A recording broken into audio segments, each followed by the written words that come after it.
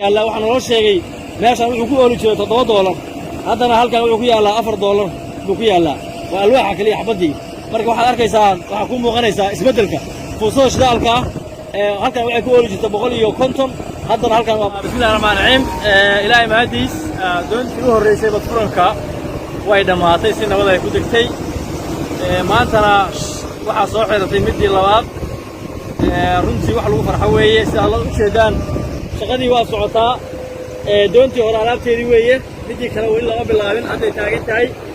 si aad u jeedaan doontii waa hadday soo istaagtay marka macnaheedu waxa weeye runtii shaqada hobyo oo aan kala go' lahayn ayaa maxay ahayd bilaabatay waxaan rajaynaa haddii ilaahay idmo badxiranka markii la gaarana in la helo qaab ay lagu sii shaqeeyo haddii ilaahay idmo waa guul runtii lagu faani karo ilaahay looga shugiyo weeye inta dad ee halkaan shaqa ka helay haddii ay tahay gaadiid haddii ay tahay doomo haddii ay tahay dad xamaali baqaaro hoteelo dadkii maaragtay lahaa maxaa la yidhaahdaa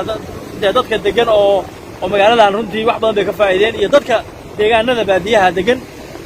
badeecadii deegaankan qaaliga ku ahayd waa isbeddeshay wax badan baa maaragtay runtii iska beddelay marka faa'iido weyn ayaa runtii meeshaan lagu qabaa laakiin waxaa loo baahan yahay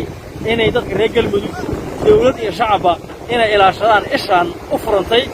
oo wax badan maaragtay faa'iidaha deegaanka ugu fadhida dawladdu waa dadaashay runtii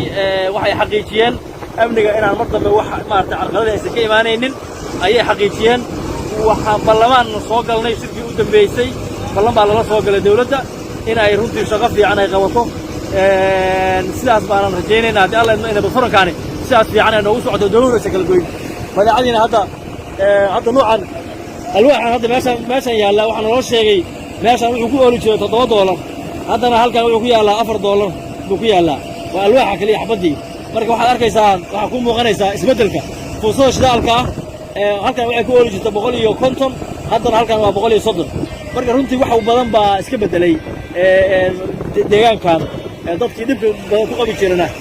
faa'iido ayay hadda heleen. Assalaamu calaykum.